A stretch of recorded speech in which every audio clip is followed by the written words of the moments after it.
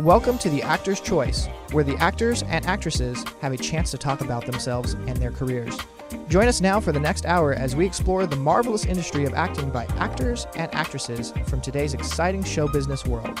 And now, direct from Hollywood, here's your host, Ron Brewington. Hi, everybody. I'm Ron Brewington, and welcome to The Actor's Choice, brought to you by Photography is an Art, Harvey Brandman, Master Photographer, located at 1307 North San Fernando Boulevard, Burbank, California.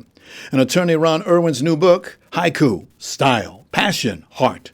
And author Larry Buford's book to the future, Time Travel, Message in a Capsule. And State Farm agent Carla Green, who says, and like a good neighbor, State Farm is there. Roll it. Well, I've read your file, and it indicates you found a way to survive through some pretty difficult circumstances. But I should also say I've met a lot of kids just like you who've had to take care of themselves, and I've yet to run across one who deserved to be doing that. In taking care of yourself the way you did, you were subjected to a form of physical abuse that legally we would call rape. Rape? No. I chose to do that. And did you also choose to be left behind in LA when your mother drove off with her boyfriend? Did you choose to live on the streets when you were 15 years old?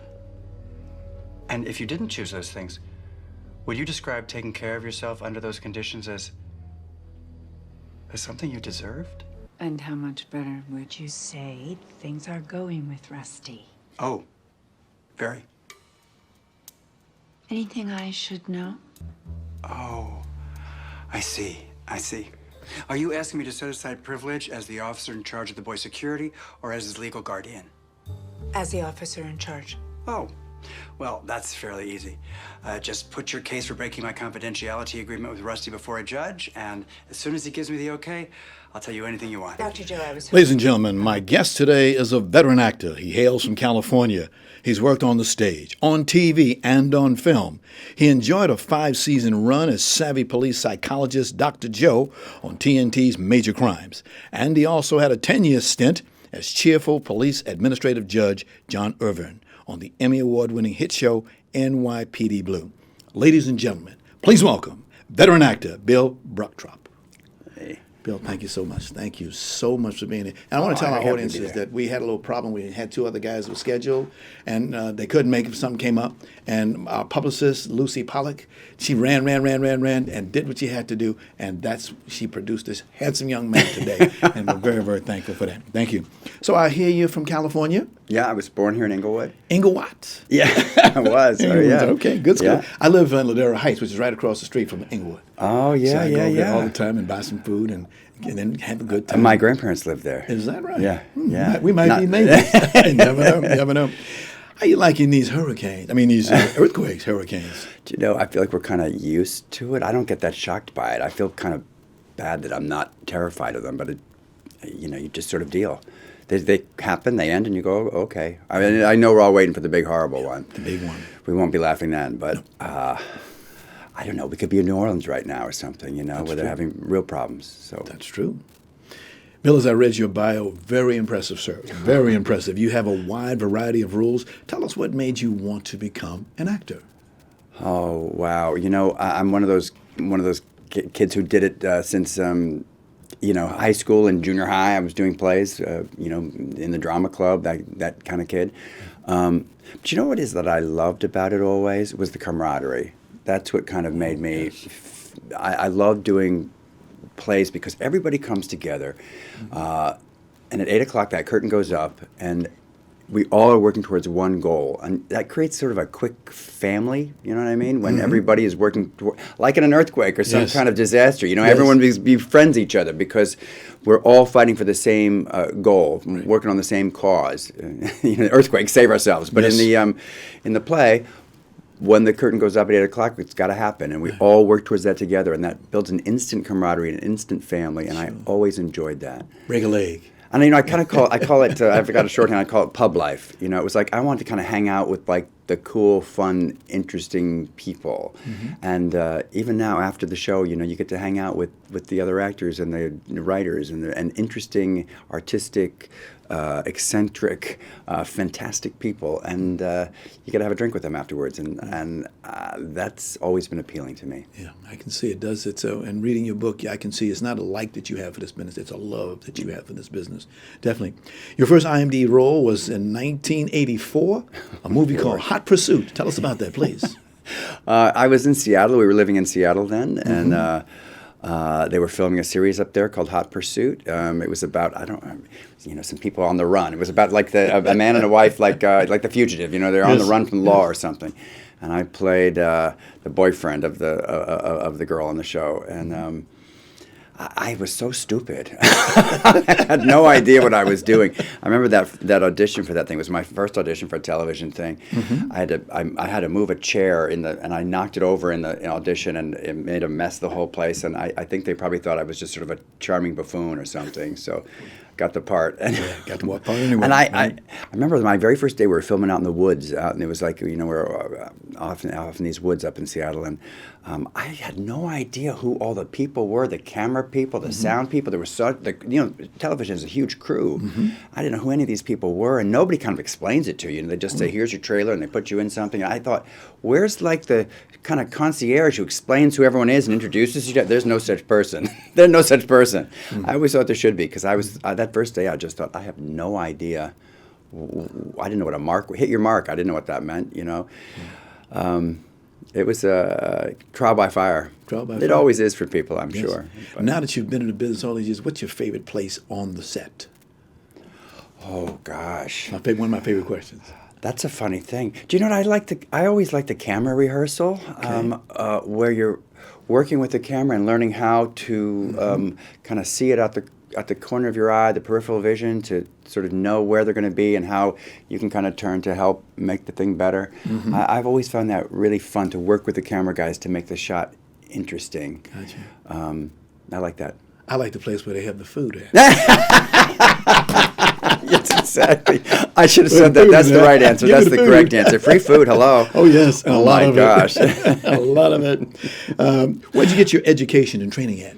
Well, I went to NYU. We were living in Tacoma at the time, Tacoma, Washington, and I had done a summer program in high school at Northwestern University, which I just loved, and I met people for the first time. Again, like that kind of instant family, instant camaraderie. I'm still friends with some of those people from when I was 16.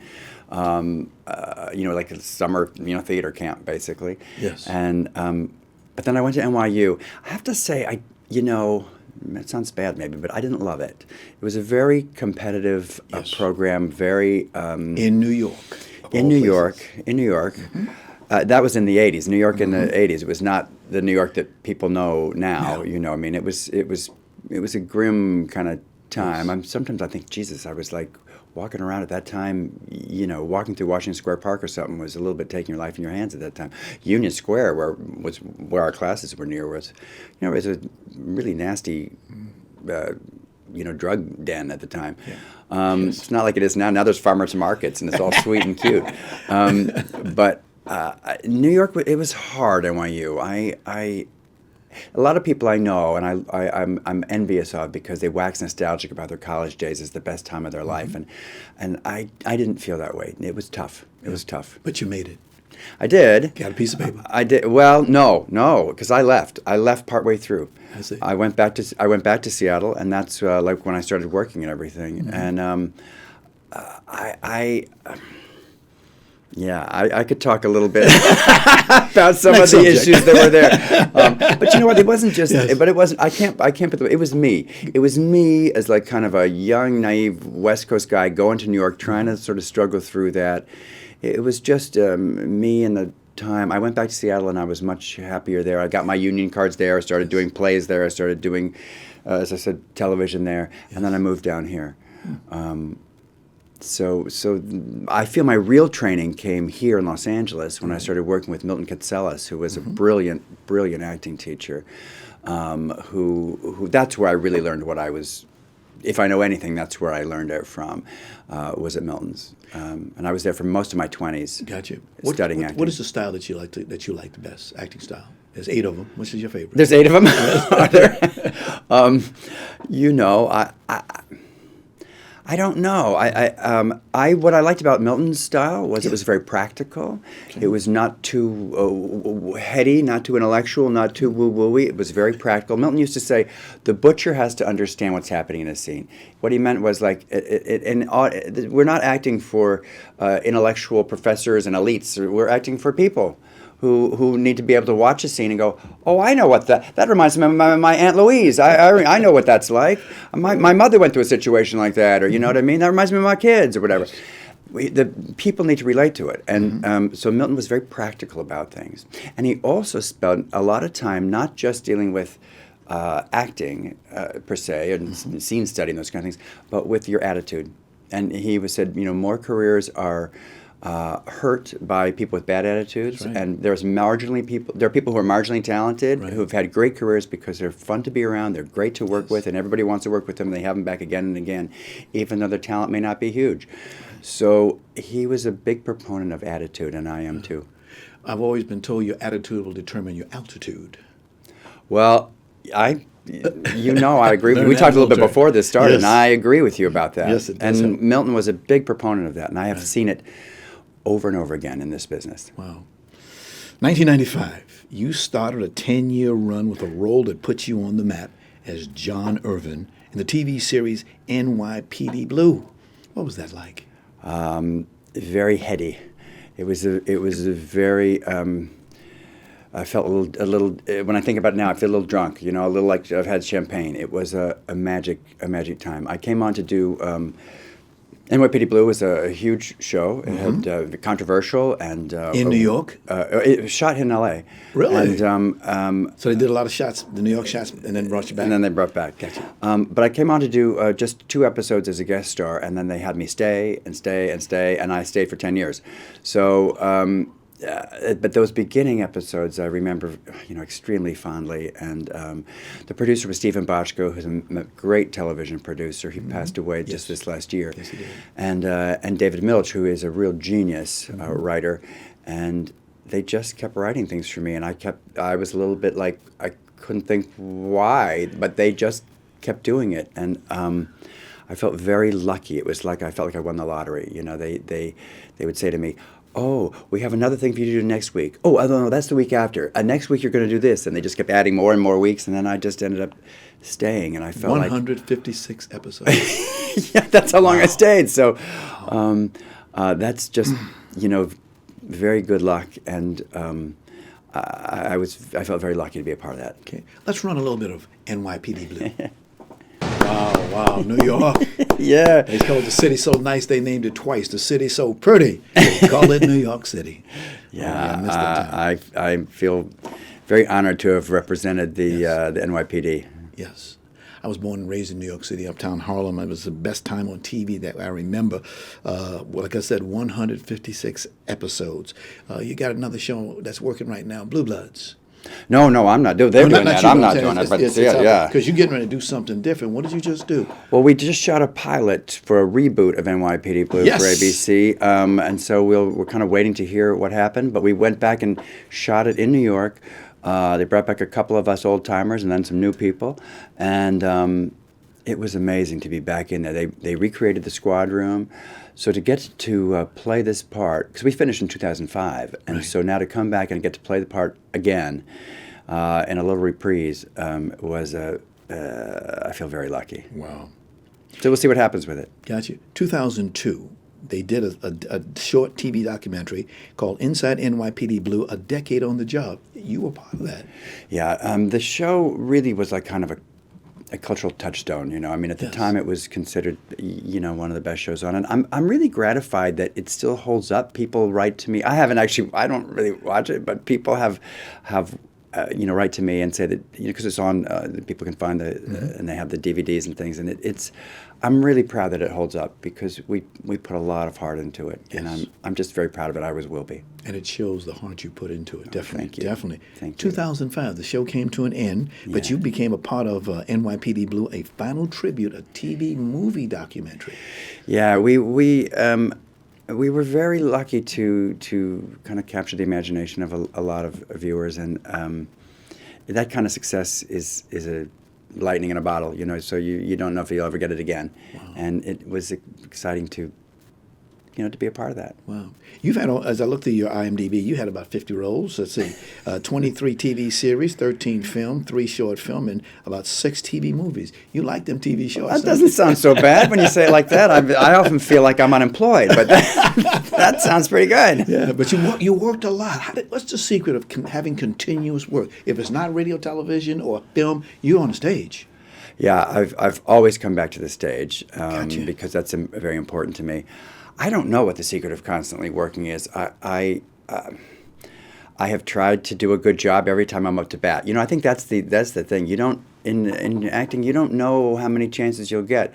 Right. So I try to be good every time in the hopes that the people will ask me back again. Mm-hmm. You try to hit the ball when they throw it at you. That's how I feel. That's sports metaphor. I'm not really sportsy, but that's okay. A good sports metaphor for me. Yes, it is. Because those auditions do get interesting, don't they?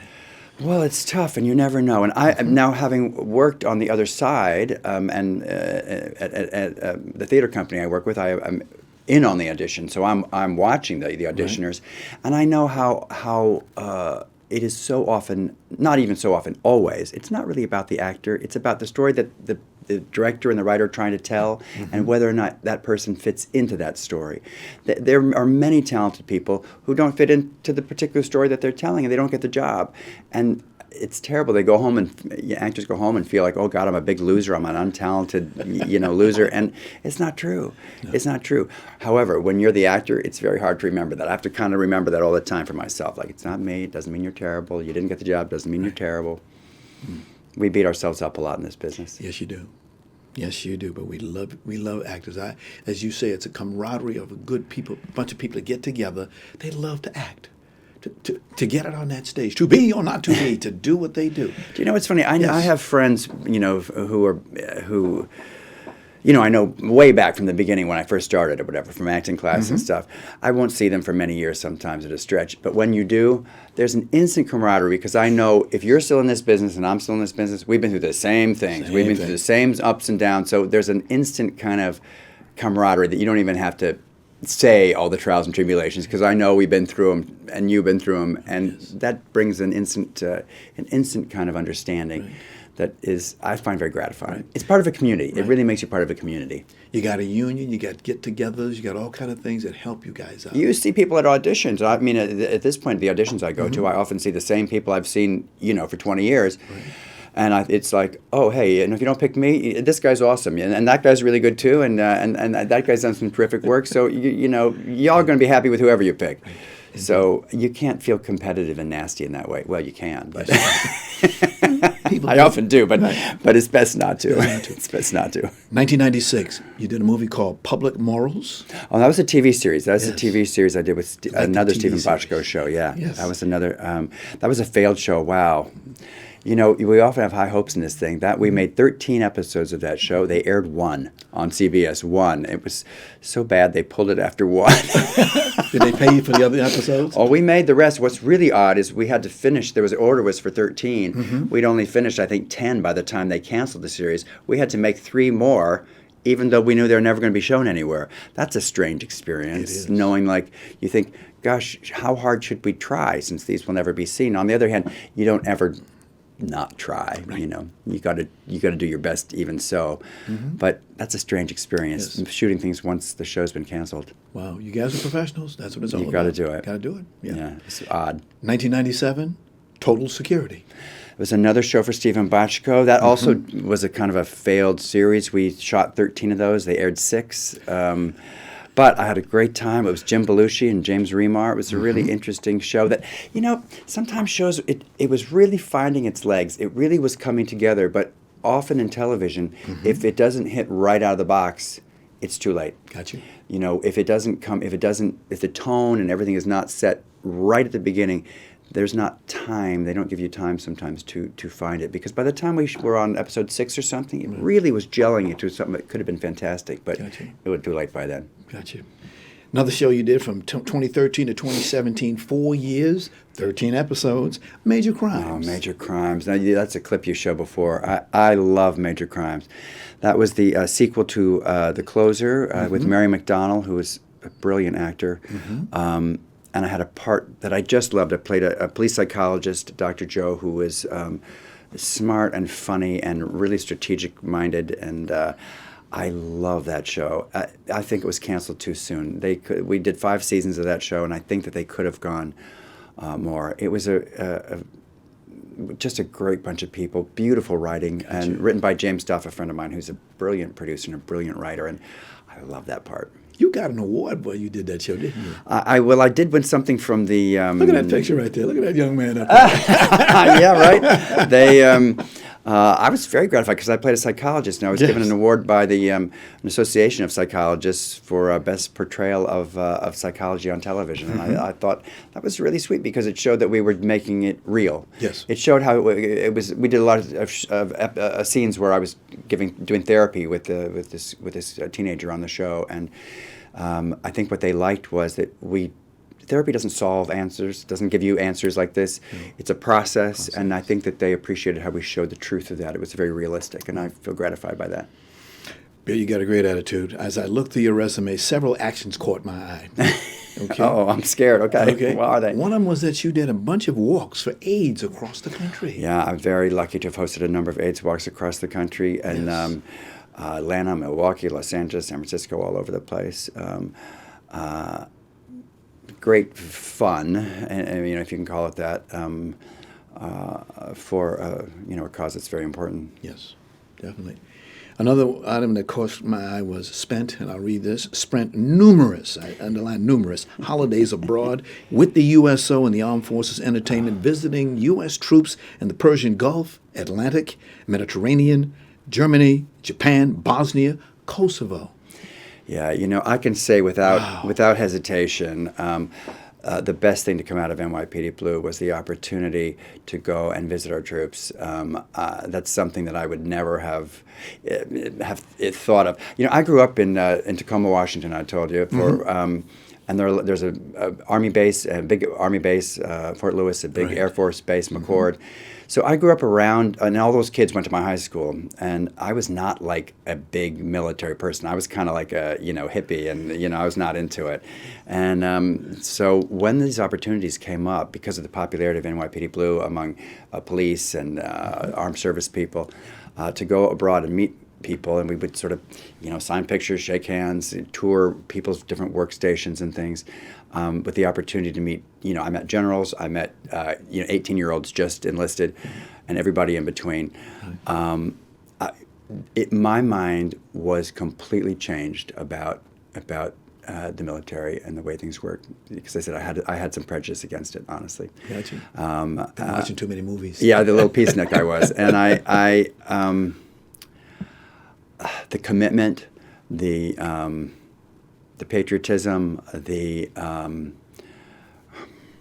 respect. I was every time impressed and really moved by the opportunity. Plus, I had the opportunity to go to a lot of, as you said, a lot of interesting places, meet all kinds of men and women doing, taking their job so seriously. Again, whether they are mopping the deck, or running the whole thing. It was a very impressive and moving experience every time.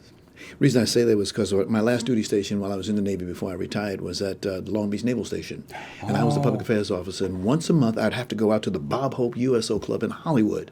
I met Bob. I met another fellow by the name of Johnny Grant. Remember Johnny Grant? Yes, of course. The mayor of Hollywood. Mayor of Hollywood. Little guy. Not no longer with us. But really, it's over there on Ivar and Hollywood Boulevard. I loved it. And then when I got out of the Navy, I was looking for a job. And they came to me and said, "Hey, Ron, I want you to be one of our directors." And for over a year, I was a director at the Bob Hope USO Club in Hollywood. Wow. So I can feel what you feel. And like I said, I served 22 years almost 22 years in the Navy. Thank you for your service, Thank sir. you for yours. Thank you for yours. We did nothing, but thank you. I got to tour around with I went with actor Dennis Farina, who was he was a Chicago policeman. And he was on with a lot of things. Get Shorty, people loved him from that. An amazing actor, and we toured around. I think the guys always got a kick out of me because I could never keep because I'm not a military guy. I could never keep in my head like who's better, like a lieutenant or a colonel or a, and I would ask these kind of naive questions that I think they all got a kick out of. Yeah. But we got to do, I got to land on an aircraft carrier. I got to go on a submarine, not down, but like on a submarine while it's you landed sitting. on an aircraft carrier? Yeah, I did. Did you take off also? Yeah, unreal. I mean, people don't get that opportunity. I'll tell you, the deck of the aircraft carrier is a frightening place. It is tall. It is busy. Like I said, the precision that people are working under, the conditions they work with, the entire thing was mind-blowing and impressive. You mentioned, we talked about in the green room, a place that we both went to. We call it sparkling downtown Diego Garcia out in the British Isles. I did not get to go there. I wanted to go to Diego Garcia because no one's ever heard of it. No one knows what it is, and you can't go there on your own. But you were there. I was there for a year, running a TV radio station for the Navy. I had a great time. I love that. We would go on what they call I&I. I'm not going to go into long business about that. In the Philippines, Hong Kong, we get over there. Had lots of good fun. I'll tell you after the show. We were in Japan. I was all over Japan, visiting places there. Fantastic. Wow. Fantastic. Wow. And also because I got to meet, Navy, Army, Air Force, everyone. It was a very, very, very cool experience. Yeah, thank you. Well, again, we thank all the actors, Hollywood, coming over there during that time frame, allowing the troops to have a little pleasure. And you all brought it just by your sight, what you were there, the things that you said. Well, again, we thank you very, very much. Thank you. Okay. This is the Actor's Choice. I'm your host, Ron Brewington. The studio of Harvey Brandman Photography is an art. Is proud to offer you a $100 discount off any photo package valued at $300 or more. Now, Harvey's been in the business for nearly a quarter of a century, and he certainly knows how to take care of his customers. So, please give him a call today at 818-954-9294. That's 818-954-9294. You'll be glad that you did. And please, by the way, tell Harvey that you heard about his offer right here on The Actor's Choice. Haiku, style, passion, heart. It's the latest release from author and attorney Ron Irwin.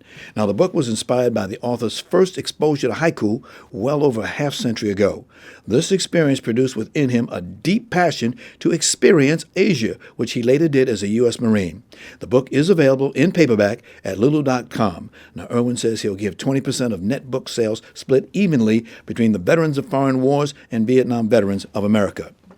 Book to the Future. Time Travel, Message in a Capsule. It's a new book by author Larry Buford. It's a historical and faith-based account of how what we do and follow today will affect us tomorrow.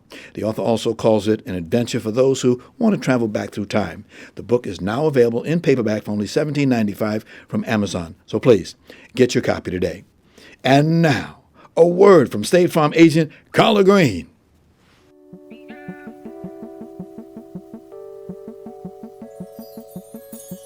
Let me ask you something.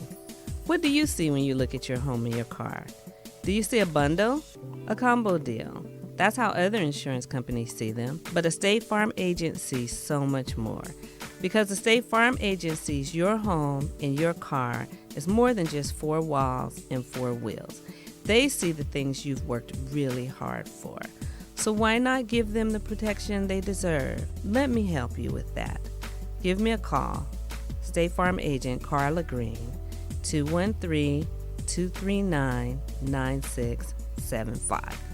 I look forward to speaking with you.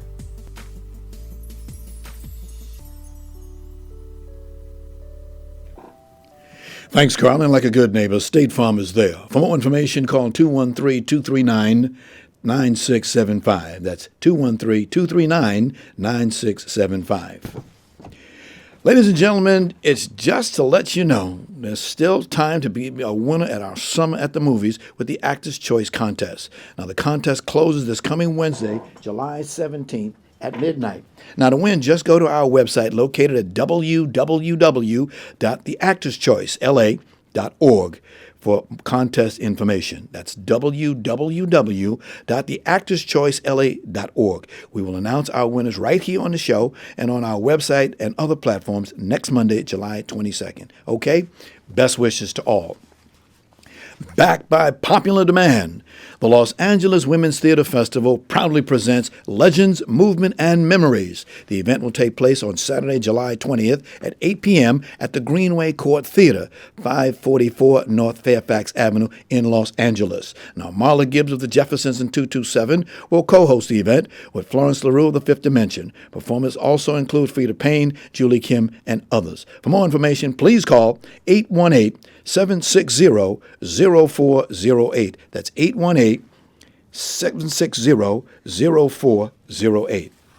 And finally, if you have a product, a service, or upcoming event that you'd like to see advertised on this program, please call 323-533-1036. That's 323-533-1036. Our prices are very affordable, and we thank you.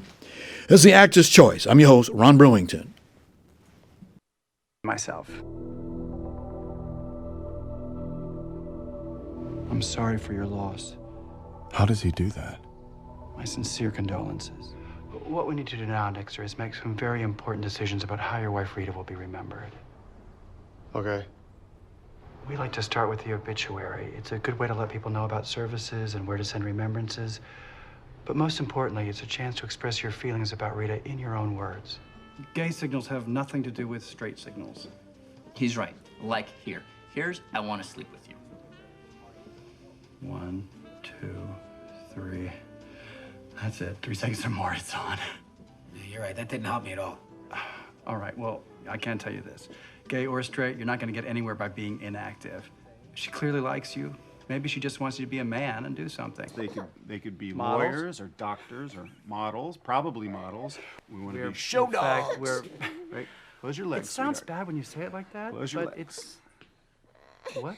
I think girls are easier to raise. What do you think? You want a brother? You know, you never let me get, like, a No, word you don't want a brother. in. Why? Because Because why? I just wanted you guys to get a chance to see some more video from that marvelous guest we have today, Bill Brochtrup. Bill, you're just doing it, man. You have all kind of roles. I try. You know, it's the best thing you can do as an actor, I think, is somehow hook up. And I don't know how you do it, but you Right. got to hook yourself up with good writers. Yes. Because I just try to align myself with good writers. I don't know exactly what that means or how to do it, but that's the best thing you can do because we're storytellers, and without the story to tell, I'm a big fan of writers. Yes, so am I. Without the writers, you have nothing. That's my That's opinion. how we have this reality television. As you know the story, Yeah. the writers in the business didn't get along. The producers Right. didn't get along. And so we have now reality television. That's the spinoff from that. One of those things. What's your thoughts about these new generation of actors and actresses? Wow. I mean, I at the theater company I work with, I get to work with a lot of, and TIAS it's called, I get to work with a lot of young actors, and I think they're amazingly talented. I think it's tough to make a living, and I feel bad sometimes. I see people, I know they're waiting tables, I know they're working odd jobs, and I just think, I wish I could wave a wand and have these guys make a living because they are so talented that everybody I know deserves it. And it's not easy, and I know it's a struggle on people. Right. It's tough. I think, remember back in the old days, it was if you were a woman, you worked as a waitress, and a producer or director would see you and make a star out of you. Instance. I don't know. Maybe that happened. I don't know if it really did or didn't. Yes. But the good thing now is people are making all their own content. That's exciting. At the same time, I don't know. That's a big onus to put onto actors. You know, these now auditions are so many times self-taped. Yes. And in some ways that's good because you can control it, but in some ways, like, then you got a wardrobe, you got to get lights, you got to get a camera, you might as well produce a whole movie if you want to do that. Right. So I have mixed feelings about it, and I'm sure actors do too. Could you define the lifestyle of an actor? Wow, I don't know. I think that you have to find some way to enjoy show business. You have to find some way to enjoy that part of it. I know people, when I first started, there was an actor I came up with who, she was so talented, so funny, but she hated the business side of it. She hated agents, she hated all that stuff. And she eventually left and found something else to do that I hope she's happy doing. But you've got to find a way to enjoy the ups and downs of it, the thrill ride of it, and you got to find a way to make it through the downs. Wow. You do stage work. You love it. I do. Can you tell us about some work that you're doing right now? Right now I'm doing a play called Daniel's Husband at the Fountain Theater. Okay. It's a beautiful play by Michael McKeever. I have an amazing cast directed by Simon Levy. We've got only a couple more weeks of that, and it is basically sold out. So that's, we don't even have to talk about that one because that's sold out. Okay. That's a beautiful play about gay marriage, and and what happens. Well, it's a play that you don't want to give away too much about. But Gotcha. it starts off real funny, and then things turn.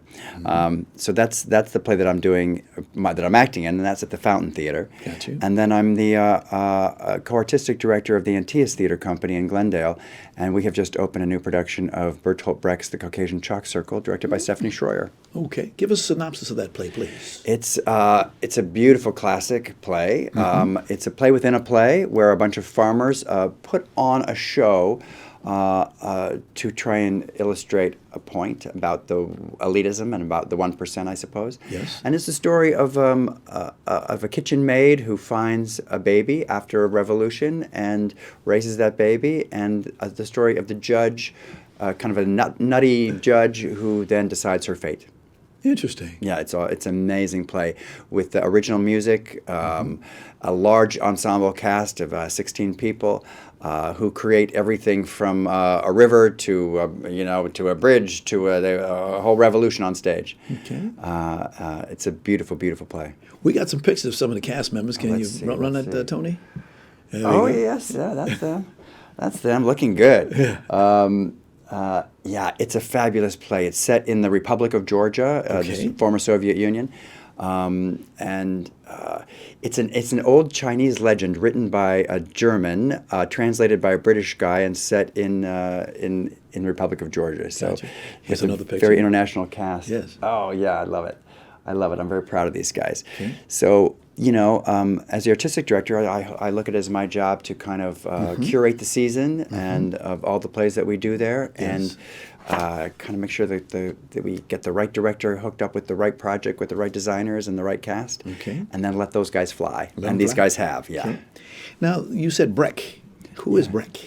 Brecht is a German playwright who is well known for the Threepenny Opera, Mother Courage, and Caucasian Chalk Circle is one of his plays. It was interesting. It was written in Santa Monica, which people don't know. It's written in German originally, and it's translated into English. But he wrote it when he was in exile right after World War II, living in Santa Monica. Wow. Yeah, so it has a local element to it as well.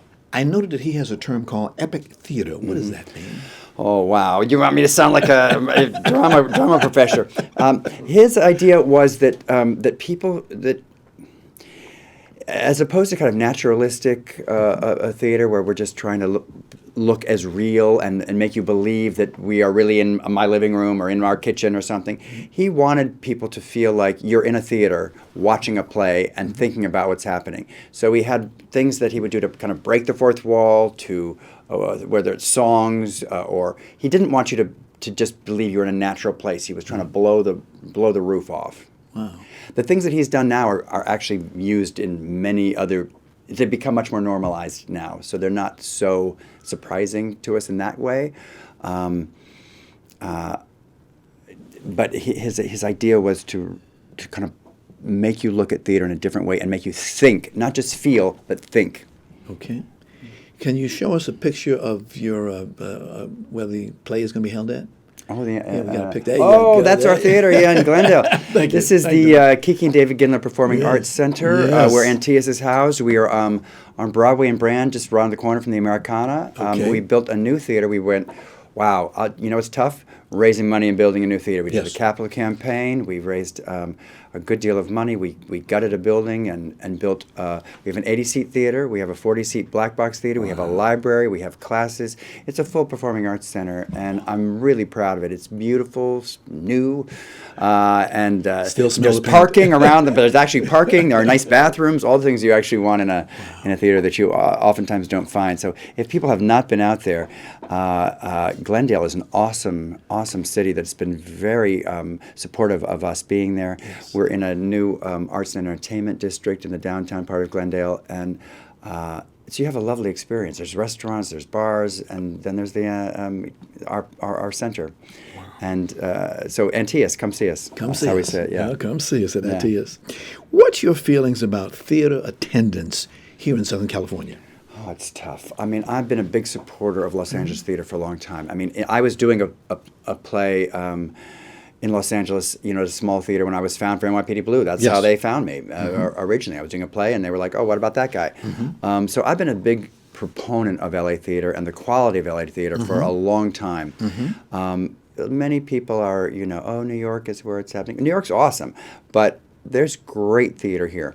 You have to know where to find it, and it's a little hard to sift through. So there's the Boston Court, the Fountain, Antaeus. There are Rogue Machine. There are a number of theaters doing consistently great work, and but I don't know that the general audience is still kind of realized that's going on. And I love these theaters that are intimate like this, these small theaters. If you go see a play at the Amundsen, which I also love, but it's a big, ginormous theater, and you're, sometimes you're way up here. I love this because you are seeing those same actors at NTS. You're seeing the same actors that you see at those other theaters, but you're this far away. I like to see them sweat. Matrix. You been to Matrix? Yes, the Matrix is the same. Very close to it. I love to sit in the front row and watch the actors sweat. I do. I like to.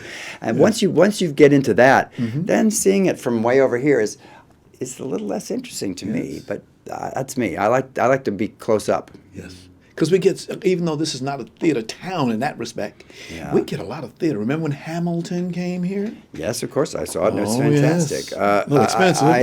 I think that there's so much great theater here on offer, and I think more and more people are understanding that, and the Los Angeles theater reputation nationwide has been improving, and I'm very proud of that. Because, we have a lot of New Yorkers out here now. Well, there's obviously a massive talent pool of actors here. Yes. So we have great actors, and Antaeus is able to tap into great classical actors. That's kind of who is attracted to Antaeus. That's the actors that we work with, who have their feet grounded in classical theater and know how to use that text. And we're able to attract those people, and then whatever play we're doing, those skills help. It helps in television. I use the stuff that I've learned in my theater training in television all the time. Got you. All the time. The selection of a play, the one that you're running right now, who makes that decision? How's that made? At Antaeus, it's because it's an ensemble of actors. Yes. Projects kind of bubble up from the ensemble and what they're interested in doing, and then I, along with Kitty Swink, who is my co-artistic director, we kind of curate that and make the final decisions, because someone has to make the kind of final decisions. But the things bubble up from that. The Caucasian Chalk Circle, the play we're doing now, began as a project at Antaeus where actors got together, not even knowing we were going to produce it. They just get together on Monday nights and work on material that's interesting to them, and that's where that came from.